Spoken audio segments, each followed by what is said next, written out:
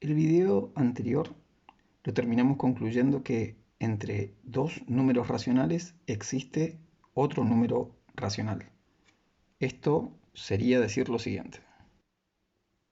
También habíamos dicho que entre dos números irracionales existe otro número irracional.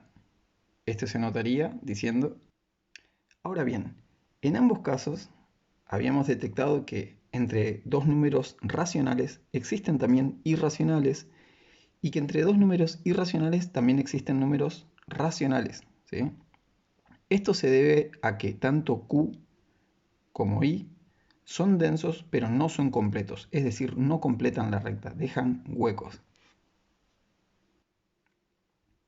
Ahora bien, el conjunto de los números reales, que está compuesto por la unión de estos dos y va a ser el conjunto donde nos vamos a mover, al menos para el desarrollo de esta materia, es denso y completo.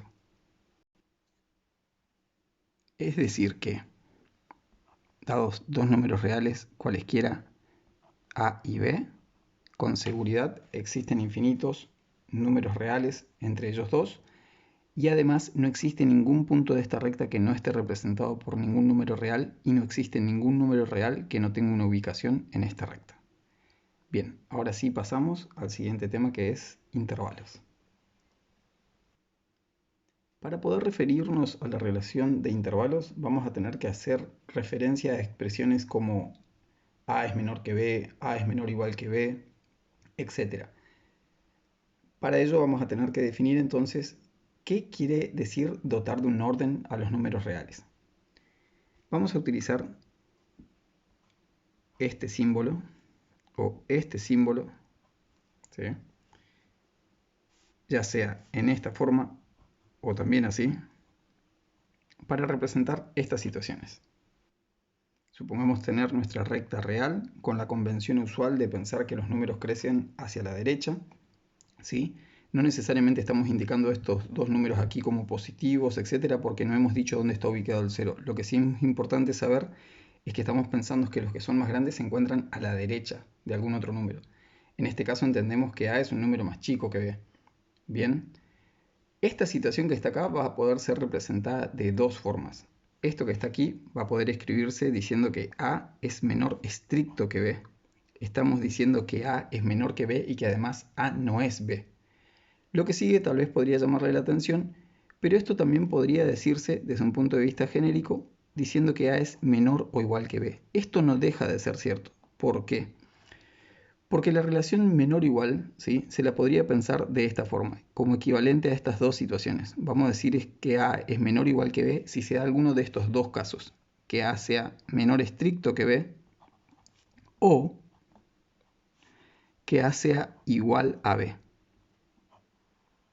Al menos para esta representación gráfica nosotros entendemos que lo que se está cumpliendo es esta primera situación.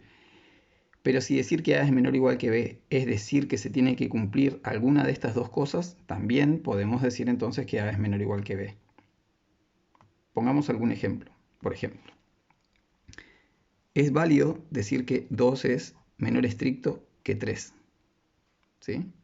Pero también podemos decir que 2 es menor o igual que 3. ¿Por qué? Porque habíamos dicho que esto es equivalente a establecer el cumplimiento de algunas de estas dos situaciones. O 2 es menor estricto que 3 o 2 es igual a 3. Se deben cumplir alguna de estas dos y en este caso lo que se cumple es que 2 es menor estricto que 3. Ahora bien, pensemos en dos números de los cuales nosotros no conocemos su posición. Supongamos, por ejemplo, que estoy diciendo que x es menor o igual que y. Si estamos diciendo que x es menor o igual que y, no está establecido cuál de estas dos situaciones se cumplen, ¿sí? Entonces acá podríamos poner dos ejemplos que cumplen esta situación. Por ejemplo, podríamos decir que 2 es menor o igual que 3. Este podría ser un caso, ¿sí? También podría darse que 2 es menor o igual que 2. Este también podría ser otro caso de los que están ubicados aquí. ¿Por qué? Porque para que sea cierto que 2 es menor o igual que 2, debe cumplirse alguna de estas dos situaciones. Ya sea que 2 sea menor estricto que 2, o bien que 2 sea igual a 2. En este caso la que se cumple es la segunda. Otra observación interesante a tener en cuenta es el hecho de que estas expresiones podrían estar anotadas así también. En lugar de decir que 2 es menor estricto que 3, podría estar anotado que 2, ¿sí?, que 3 es mayor estricto que 2. Bien. También podríamos anotar como por ejemplo 5 es mayor o igual que 4. Tanto esta expresión como esta expresión podrían leerse al revés. El símbolo, si bien está invertido, actúa con la misma forma que ya conocemos. Decir que 3 es mayor estricto que 2, ¿sí?, es equivalente a decir que 2 es menor estricto que 3. En muchos lugares, en lugar de estar haciendo mención explícita de decir estricto, 2 es menor estricto que 3, dicen simplemente 2 es menor que 3. Y para esta clase de situaciones sí aclaran la posible igualdad. Por ejemplo, para esto deberíamos leer 4 es menor o igual que 5 o 5 es mayor o igual que 4. Pasemos ahora sí formalmente a la noción de intervalo real. Van a escuchar que en clases todo el tiempo mencionamos a veces solamente la palabra intervalo, pero en principio, al menos para esta materia, queremos dar la idea de un intervalo real, ¿sí? Eso es un conjunto particular de los números reales que tiene ciertas características. A ver. Bien, supongamos tener dos números reales, A y B, y en este caso estamos pensando que A es menor estricto que B, y la representación gráfica así lo indica. Queremos denotar de alguna forma a todos los valores que se encuentran contenidos entre A y B, haciendo algunas distinciones. En aquellos casos donde, por ejemplo, tanto A como B pertenezcan a este conjunto, aquellos casos donde no pertenezcan, o aquellos casos donde uno pertenezca y el otro no, o viceversa. Bien, tenemos que ver esa clase de situaciones. Pero lo importante a destacar aquí es que la particularidad que van a tener lo que vamos a conocer como intervalos es que dados dos puntos cualesquiera de este conjunto, un segmentito o línea recta que los una a dichos puntos debe estar totalmente contenido en el conjunto. Por ejemplo, decimos que esto es un intervalo porque, dados cualesquiera x e y que yo tomo aquí adentro, el segmentito que los une está totalmente contenido en el conjunto. Fíjense que esto no pasa en todas las situaciones, como se ve en el siguiente ejemplo. Supongamos tener, por ejemplo, un conjunto conformado por lo que se muestra aquí. Es la unión de estos dos conjuntos que vemos aquí. En principio, esto no va a ser un intervalo, sino dos intervalos distintos. Porque en sí no es un intervalo, dado que yo podría tomar un elemento de x aquí y un elemento y aquí. Y el segmento que los une no está totalmente contenido dentro del conjunto. Gracias a esa idea que estamos presentando, podemos ahora sí hacer una enumeración de lo que van a ser nuestros intervalos. Definimos en principio lo que se conoce como intervalo abierto. Recuerden que estamos suponiendo aquí que estamos pensando en un número real A menor estricto que B para todas las definiciones que siguen aquí. Vamos a denotarlo de esta forma, con un paréntesis antecediendo a A y con un paréntesis precediendo a B, y va a estar dado por el siguiente conjunto.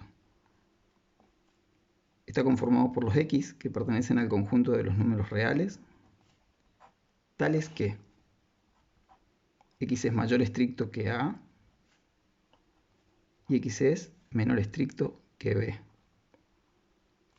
La representación gráfica sería la siguiente. Supónganse que aquí tenemos el número A y que aquí tenemos el número B. Para poder ser más explícitos en esta idea de que tanto A o B pertenecen o no pertenecen, y en este caso sería que no pertenecen al conjunto, deberíamos utilizar alguna especie de notación que deje definido más inequívocamente esa situación.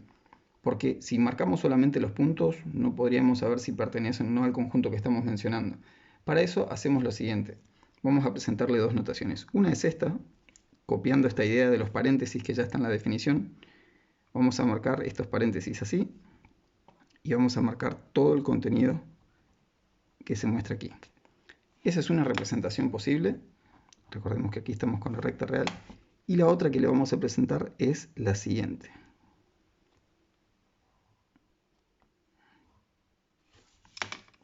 Vamos a dejar un lugarcito vacío para el lugar donde está A y un lugarcito vacío, ¿sí? Es como un puntito vacío para donde está A y para donde está B. Y vamos a marcar la región de adentro. Esas serían dos representaciones totalmente válidas para lo que va a ser un intervalo abierto. Pasemos ahora a la noción de intervalo cerrado. Vamos a denotar a los intervalos cerrados mediante corchetes, ¿sí? En ambos extremos, tanto en A como en B. Un intervalo cerrado AB va a estar conformado por aquellos x que pertenecen al conjunto de los números reales, donde los x que tomemos van a tener que ser mayores o iguales que A y menores o iguales que B. ¿Sí? Para esta situación, la representación gráfica sería la siguiente. Como vemos, en este primer caso hemos utilizado los corchetes, replicando lo que ya figura aquí en la definición, y en este caso lo que hemos hecho es denotar de manera cerrada los puntos extremos A y B. Bien, veamos ahora una situación donde uno de los extremos pertenece al conjunto, que en este caso es B, y el otro extremo, ¿sí?, no pertenece al conjunto. A estos extremos los vamos a empezar a llamar extremo inferior y extremo superior. En este caso, el extremo inferior, que es el A, no pertenece al conjunto y el extremo superior B sí pertenece al conjunto. Bien, veamos cómo representarlos. Como era de esperarse, al intervalo que es al extremo que no está contenido, ¿sí?, donde está abierto lo denotamos con paréntesis, donde está cerrado lo denotamos con corchetes, un puntito abierto para el caso en el que no pertenece el elemento y un puntito cerrado para cuando ese extremo sí pertenece al conjunto. Otra cosa importante a destacar es el nombre, intervalo semiabierto a izquierda, porque de los dos extremos donde se encuentra abierto es a la izquierda. Veamos ahora la noción de intervalo semiabierto a derecha. En relación a lo que explicábamos recién, estamos hablando de una situación como esta.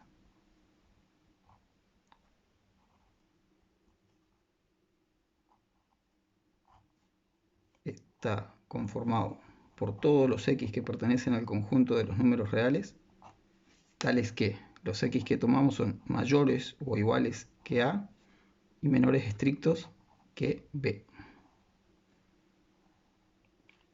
Y la representación es la de esperarse, ¿no? Bien. Por último mencionemos dos intervalos particulares, que son aquellos donde interviene el símbolo infinito en al menos uno de sus extremos, ¿sí? Bien.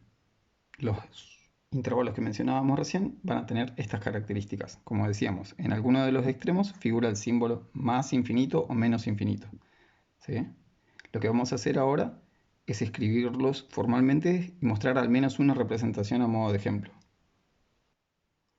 Ya sabemos que la primera parte va a ser la misma para todos estos intervalos, dado que el conjunto numérico en el que estamos trabajando son los reales. Entonces todos van a estar antecedidos por, es el conjunto de los x pertenecientes a los reales tales que, y aquí deberíamos poner la condición.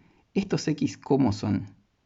Son con seguridad valores, ¿sí?, que son menores estrictos que b, dado que b no está contenido en el conjunto.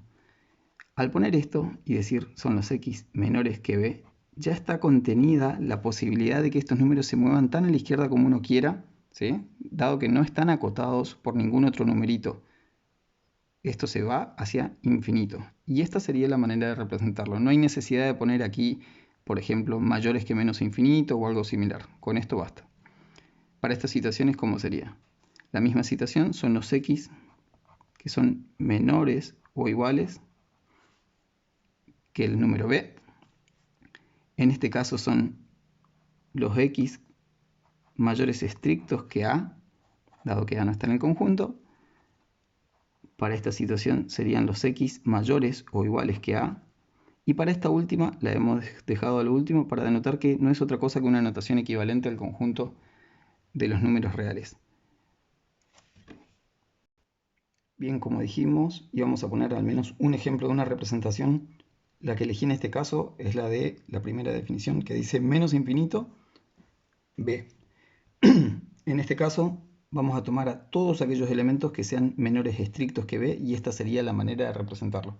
La otra forma análoga es con esta misma simbología, pero aquí con un puntito vacío. Y lo que vamos a definir por último, para terminar esto, es la noción de amplitud de un intervalo real. Cualquiera sea los casos que estuvimos presentando, ya sea intervalo cerrado, intervalo abierto o semiabierto a derecha o semiabierto a izquierda, en todos casos la amplitud no va a ser otra cosa que la diferencia entre B y A. Esto nos va a permitir calcular las distancias entre ellos dos. Vamos a poner un ejemplo. Por ejemplo, para este primer intervalo, que es semiabierto a izquierda, que es el menos 5 hasta el 3, notemos que la distancia entre estos dos, desde el menos 5 hasta el 0, ya nos da 5, y desde el 0 al 3, ¿sí?, ya tenemos 8 en total. Hagamos la cuenta a ver si se cumple nuestra fórmula. La amplitud en este caso estará dada por, recuerden, el extremo superior en este caso, que es el 3, menos el extremo inferior, que en este caso es menos 5. Antecediendo con un paréntesis a esto, nos da 3 más 5, y esto efectivamente da 8. Para el caso que está aquí, la distancia del 2 al 7, ¿sí?, es 5. Hagamos la cuenta también. La amplitud va a ser 7 menos 2, que es el extremo inferior, y esto efectivamente da 5. Para los casos donde involucre en alguno de los extremos el símbolo infinito, vamos a decir que la amplitud es infinita.